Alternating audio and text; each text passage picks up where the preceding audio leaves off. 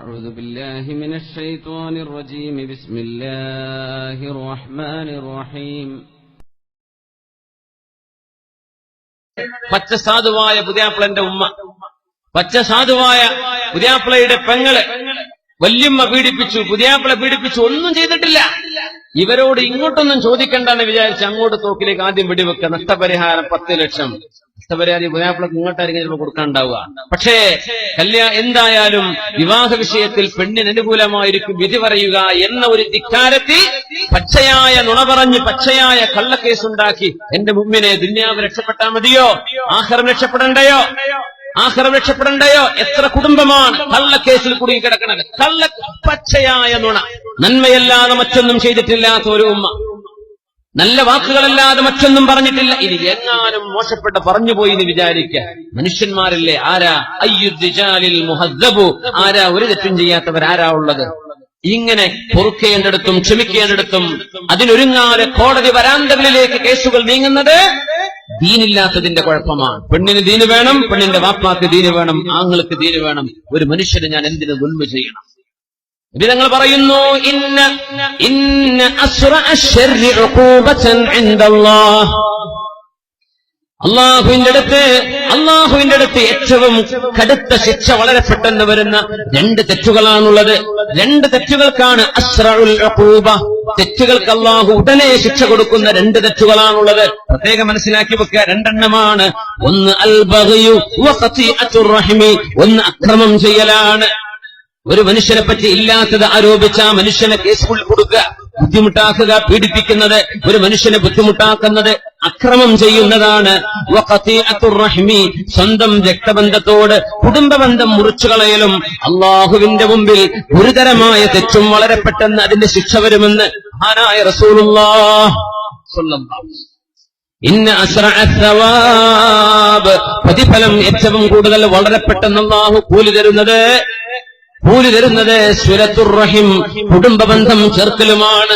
പിരിഞ്ഞു നിൽക്കുന്ന ഭാര്യ ഭർത്താക്കന്മാർ ചേരുന്നു, തെറ്റി നിന്നിരുന്ന ഉമ്മയോട് വാപ്പയോട് പിണക്കം തീർക്കുന്നു. റമദാനല്ലേ ഉമ്മ പുറത്തു തരണേ, ഉമ്മ വാപ്പാക്കി തരണേ, അങ്ങനെ പറയാം. നന്നായി തീരാ. കുടുംബമാണ്. കല്യാണം കഴിച്ചാലും അല്ലെങ്കിലും കുടുംബമാണ്, എല്ലാം കുടുംബമാണ്. കല്യാണം കഴിച്ച പെണ്ണിനെ സംബന്ധിച്ചിടത്തോളം ഭർത്താവിന്റെ ഉമ്മയും വാപ്പയും അവൾക്ക് രണ്ടാമതൊരു വാപ്പയും രണ്ടാമതൊരു ഉപ്പയുമായി. ഭർത്താവിനെ സംബന്ധിച്ചിടത്തോളം തന്റെ ഭാര്യയുടെ മാതാപിതാക്കൾ ഈ ഭർത്താവിനെ സംബന്ധിച്ചിടത്തോളം ആരാണ്? ഉമ്മയാണ്, വാപ്പയാണ്. ത്വലാഖ് ചൊല്ലിയാൽ പോലും മുറിയാത്ത ബന്ധമാണ് നിക്കാഹിന്റെ ബന്ധം. നമുക്കറിയാം. തൊട്ടാ ഒന്നും മുറിയില്ല എന്നല്ലേ പറയാ. സ്വന്തം ഉമ്മയെ തൊട്ടാ ഒന്നും മുറിയാത്ത പോലെ ഭാര്യ മാതാവിനെ തൊട്ടാ ഒന്നും മുറിയില്ല. ഭാര്യ ത്വലാഖ് ചൊല്ലിയതിന്റെ ശേഷമാണെങ്കിൽ തന്നെയും അത്രയും വലിയ ബന്ധമാണ്. അബൂ ഹുറൈറ റളിയല്ലാഹു തആല അൻഹു പറയുകയാണ്, സദസ്സിലിരിക്കുമ്പോ ഈ സദസ്സിൽ ആരെങ്കിലും സ്വന്തം കുടുംബത്തോട് പിണങ്ങി നിൽക്കുന്നുണ്ടോ? സദസ്സിന് എഴുന്നേറ്റ് പോകണം. അബൂ ഹുറൈറ റളിയല്ലാഹു അൻഹു പറഞ്ഞു, ഞാൻ പറയല്ല, നമുക്ക് സദസ്സിൽ കസാല മൊത്തം കാലയിൽ പോയ പ്രശ്നമാവും ചിലപ്പോ. അങ്ങനെയൊന്നും ഉണ്ടാവില്ല എന്ന് വിചാരിക്കുക. അബൂ ഹുറൈറ തങ്ങൾ പറഞ്ഞു, എഴുന്നേറ്റ് പോയിക്കോളിയോ. സ്വന്തം കുടുംബത്തോട് ചോരബന്ധമുള്ള ആളുകളോട് പിണങ്ങിയ മുഴുവൻ ആളുകളും എഴുന്നേൽക്കണമെന്ന് പറഞ്ഞപ്പോ സദസ്സിന്റെ അങ്ങേ മൂലയിൽ നിന്നൊരു ചെറുപ്പക്കാരൻ എഴുന്നേറ്റ് പോയി. നേരെ ഉപ്പയുടെ പെങ്ങള്, അമ്മായി എന്നല്ലേ പറയാ കാസർഗോഡൊക്കെ പെങ്ങൾക്ക്. അപ്പൊ എന്താ പറയാ? കുഞ്ഞുമ്മ. കുഞ്ഞുമ്മ, അത് ശരി. അമ്മായി ആരപ്പോ? അമ്മായിമ്മക്ക് അമ്മായി എന്ന് പറയാം അല്ലേ? കുഞ്ഞുമ്മ. അപ്പൊ മൂത്തമ്മയാണെങ്കിലോ? മൂത്തമ്മ. ഉപ്പാന്റെ പെങ്ങള്. നിങ്ങൾ മലപ്പുറത്തൊക്കെ അമ്മായി എന്നാ പറയാ. നിങ്ങൾ പറയണ അമ്മായിക്ക് അമ്മായിമ്മ എന്നും പറയും, ഭാര്യയുടെ ഉമ്മാക്കേ. അപ്പൊ കുഞ്ഞുമ്മേ മൂത്തമ്മേ, മനസ്സിലാവുമല്ലോ? അങ്ങനെ പറഞ്ഞ പോരെ. അപ്പൊ അവരുമായൊരു പിണക്കുണ്ടായിരുന്നു ചെറുപ്പക്കാരന്. നേരെ ചെന്നിട്ട് പറഞ്ഞു, കുഞ്ഞുമ്മ പൊരുത്തപ്പെടണേ. എന്തേ മോനെ ഇപ്പൊ നന്നായി? ഒന്നുമില്ല, അബൂ ഹുറൈറ തങ്ങളുടെ ക്ലാസ് അവിടെ നടക്കുന്നുണ്ട്, അവിടുന്ന് ഒരു വാക്ക് പറഞ്ഞു, പിണക്കുള്ളവരൊക്കെ എഴുന്നേറ്റ് പോയിക്കോ എന്ന് പറഞ്ഞു. സ്വന്തം ചോരബന്ധത്തോട് പിണങ്ങിയവരൊക്കെ എഴുന്നേറ്റ് പോയിക്കോ എന്ന് പറഞ്ഞു. ഞാൻ പോന്നുമ്മ. അബൂ ഹുറൈറ തങ്ങൾ പറയല്ലേ, നബിന്റെ സ്വഹാബിയല്ലേ, ഞാൻ എഴുന്നേറ്റ് പോന്നു. മോനെ, അബൂ ഹുറൈറ തങ്ങളോട് പോയിട്ട് തിരിച്ചു ചോദിക്ക്, എന്തേ നിങ്ങൾ അങ്ങനെ പറയാൻ കാരണമെന്ന് ചോദിക്കുന്നു പറഞ്ഞു. ഞാൻ പൊരുത്തപ്പെട്ടു മോനെ, പൊരുത്തപ്പെട്ടു, നന്നായി. കുഞ്ഞുമ്മ പൊരുത്തപ്പെട്ടു കൊടുത്തു. നേരെ വന്ന് അബൂ ഹുറൈറ തങ്ങളോട് ചോദിച്ചു, മഹാനായ അഷ്റഫുൽ ഖൽഖ് തങ്ങളുടെ സ്വഹാബിയായവരെ, അങ്ങയുടെ സദസ്സിൽ നിന്ന് ഞാൻ എഴുന്നേറ്റ് പോയി. എന്റെ കുഞ്ഞുമ്മയോടെ പിണക്കുണ്ടായിരുന്നു, പിണക്കൊക്കെ തീർന്നിരിക്കാൻ. എന്റെ കുഞ്ഞുമ്മ ചോദിക്കാൻ പറഞ്ഞു, എന്തേ നിങ്ങൾ അങ്ങനെ പറയാൻ കാരണം എന്ന് ചോദിക്കാൻ വേണ്ടി പറഞ്ഞു. അപ്പൊ പറഞ്ഞു സമിഅതു ഖലീലി റസൂലല്ലാഹ് സ്വല്ലല്ലാഹു അലൈഹി വസല്ലം യഖൂൽ, എന്റെ ഹബീബായ നബി തങ്ങൾ പറഞ്ഞത് എന്റെ ചെവി കൊണ്ട് ഞാൻ കേട്ടതാണ്.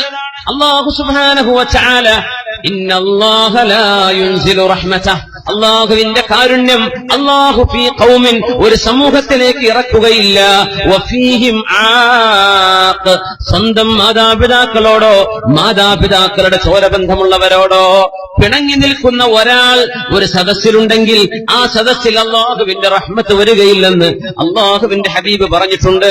അതുകൊണ്ടാ ഞാൻ എഴുന്നേറ്റ് പോകാൻ വേണ്ടി പറഞ്ഞതെന്ന് ആനായ അബൂ ഹുറൈറ റളിയല്ലാഹു അൻഹു. കല്യാണം കഴിച്ചതിൽ പിന്നെ പെങ്ങളോട്, ഉമ്മയോട്, കുടുംബത്തോട്, മാതാപിതാക്കളോട് പിണക്കമായി കഴിഞ്ഞവർ ഓർക്കുക.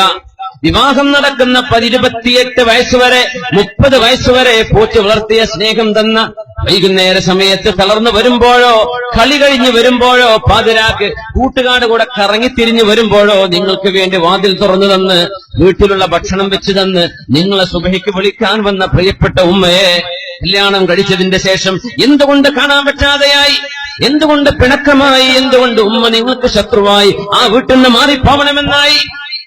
ഇല്ലാത്ത അത്ഭുതമാണ്. മുൻകാലത്ത് നമ്മുടെ വീടുകളിൽ സൗകര്യമുണ്ടോ? ഇല്ല. ഒറ്റ റൂം, ഒരു ഹാള്, അല്ലെ ഉമ്മാക്ക് വാപ്പാക്ക് റൂം, പിന്നെ അടുക്കള, കഴിഞ്ഞു. കുട്ടികളെ ഓടിയിട്ട് ഒറ്റ ഓട്ടം കഴിഞ്ഞോ, ആ റൂം കഴിഞ്ഞു, അത്രയേ ഉള്ളൂ. ആ വീടിനുള്ളിലാണ് പെങ്ങളും പെങ്ങളുടെ മക്കളും വാപ്പയും വാപ്പയുടെ അനുജനും അമ്മായും എല്ലാവരും ഒരുമിച്ച് എല്ലാവിധ പരിമിതികളും മറന്ന് സ്നേഹമെന്ന ഒരൊറ്റ പരിധിക്കുള്ളിൽ നിന്ന് അടുക്കളയിലും ബെഡ്റൂമിലും ഹാളിലും വരാന്തകളിലും ഒക്കെയായി സ്നേഹത്തോടുകൂടെ കഴിഞ്ഞിരുന്ന ഒരു വീട്. അന്ന് വിരുന്നുകാരും വരും, നല്ല രസമായിരിക്കും അല്ലേ? വിരുന്നുകാരൊക്കെ വരുന്നു, അവിടെ പാർക്കാനൊന്നും വീട് സ്ഥലമില്ല, എന്നാലുള്ള പായ വിരിച്ച് എന്തോ ഒരു സന്തോഷത്തിൽ ചക്കയും മാങ്ങയും ഒക്കെ എടുത്തു വെച്ച് കഴിച്ച്, ഉള്ള അരിയും വെച്ച് കഞ്ഞി കുടിച്ച് ചമ്മന്തി വെച്ച് വളരെ മനോഹരമായി സ്നേഹത്തോടെ സ്കൂൾ പൂട്ടിയ 30 ദിവസം ആ വീട്ടിൽ വല്ലത് അവിടെ ഉണ്ടോ? ഒന്നുമില്ല. അങ്ങനത്തെ വീട്. എന്നിട്ടവിടെ കിടന്നുറങ്ങാൻ ആളുകൾ വന്നിരുന്നു, പാർക്കാൻ ആളുകൾ വന്നിരുന്നു. ഇന്ന് മണിമാളിക നമ്മൾ ഉണ്ടാക്കുന്നുണ്ട്, അതിൽ ഒരു റൂം ഗസ്റ്റ് റൂമാണ്, പക്ഷേ ഒരു ഗസ്റ്റും അവിടെ കിടന്നുറങ്ങുന്നില്ല. രാത്രി 2 മണിയായാലും പറയുന്നു എനിക്ക് എന്റെ വീട്ടിലേക്ക് പോകണം, ആരും ആ റൂമിൽ ഉറങ്ങുന്നില്ല. വീടുകളിലേക്ക് പ്രിയപ്പെട്ട ഉമ്മ കടന്നു വരുന്നില്ല. എന്റെ തുടച്ചു വൃത്തിയാക്കുന്ന മരുമോൾ, അവൾക്ക് ഉമ്മ വരുമ്പോഴേക്കും വിഷമമാണ്. ഉമ്മയുടെ കയ്യിൽ നിന്ന് വല്ലതും താഴെ വീണാൽ, ഉമ്മ വല്ലതും വൃത്തികേടാക്കിയാൽ, യൂറോപ്യൻ ക്ലോസറ്റ് ഉമ്മക്ക് ഉപയോഗിക്കാൻ അറിയില്ലല്ലോ, ഉമ്മ വന്ന് ഫ്ലഷ് ചെയ്യാതെ പോയാൽ ഈ ഉമ്മ വന്നിട്ട് വീട്ടിൽ ദുർഗന്ധമാണെന്ന് പറയുന്ന സ്വന്തം മകന്റെ മോളുടെ വീട്ടിൽ എങ്ങനെയാ ഞാൻ നിൽക്കുന്നത്? ഉമ്മാക്ക് അവിടെ വേണ്ട. ആ വീട്ടിൽ ഉപ്പ വരുന്നില്ല. അവരൊക്കെ വരുമ്പോൾ ഇവൾ തുടച്ചു പോകുന്നത് കാണാം. ഉമ്മയും വാപ്പയും നടക്കുന്നതിന്റെ പിന്നാലെ, മഫ്ഫടത്തെ പിന്നാലെ അവൾ ഓടുകയാണ്. എന്തിന്? കാല് തട്ടി ചെളി വീഴുന്നുണ്ട് വിലപിടിപ്പുള്ള ഗ്രാനൈറ്റിൽ. എന്റെ പെങ്ങളെ, പ്രിയപ്പെട്ട സഹോദരി, ആ ഉപ്പയുടെ കാലിലെ ചെളിയാണ് മോളെ നിന്റെ മുഖത്ത് നിൽക്കുന്ന ശോഭയെക്കാളും പുണ്യമായത്. ആ ഉപ്പയുടെ പിറകിൽ ചെന്ന് നിങ്ങൾ വരുമ്പോൾ ഇവിടെ അഴിക്കാവുന്നുണ്ട് എന്നൊരു മെസ്സേജ് നീ അറിയാതെയോ അറിഞ്ഞോ അവർക്ക് കൈമാറിക്കൊണ്ടിരിക്കുന്നു. ഇങ്ങനെയാ വീട്ടിൽ അള്ളാഹുവിന്റെ മലക്കുകൾ വരുന്നത്. ഉമ്മ വാപ്പമാർ വെറുത്തു പോകുന്ന വീടുകളിൽ അള്ളാഹുവിന്റെ മലാക്കമാർ വരുമോ? അള്ളാഹുവിന്റെ മലക്കുകൾ വരുമോ? മഹാനായ അബൂ ഹുറൈറ തങ്ങൾ പറയുന്നു, മൻ കാന ആഖൻ ഫൽഖുറുജ്. അതുകൊണ്ടാണ് ഇൽമിന്റെ മജ്ലിസിൽ വെച്ച് പറഞ്ഞത് അബൂ ഹുറൈറ റളിയല്ലാഹു അൻഹു, പിണങ്ങിയവർ മുഴുവനും എഴുന്നേറ്റ് പോകണം. ഹബീബായ നബി തങ്ങൾ പറഞ്ഞിട്ടുണ്ട്, സ്വന്തം കുടുംബത്തോട് പിണങ്ങിയ ആളുകൾക്ക് ഈ അല്ലാഹുവിന്റെ റഹ്മത്ത് ഒരു സദസ്സിൽ ഇറങ്ങുകയാണെങ്കിൽ, അവിടെ സ്വന്തം ഉമ്മയോട് വാപ്പയോട് പിണങ്ങിയവരുണ്ടെങ്കിൽ അല്ലാഹുവിന്റെ കരുണ അവിടെ ഇറങ്ങുകയില്ല എന്ന് അഷ്റഫുൽ ഖൽഖ് റസൂലുള്ളാഹ് സല്ലു അലൽ നബി മുഹമ്മദിൻ വആലിഹി. എഴുന്നേൽക്കാൻ പറ്റുന്നവർ എഴുന്നേൽക്കുക, സദസ്സ് സ്റ്റേജും എഴുന്നേൽക്കണ്ടേ. അല്ലാഹുമ്മ സല്ലി അലാ സയ്യിദിനാ മുഹമ്മദിൻ വഅലാ ആലി സയ്യിദിനാ മുഹമ്മദിൻ വബാരിക് വസല്ലിം അലൈഹി.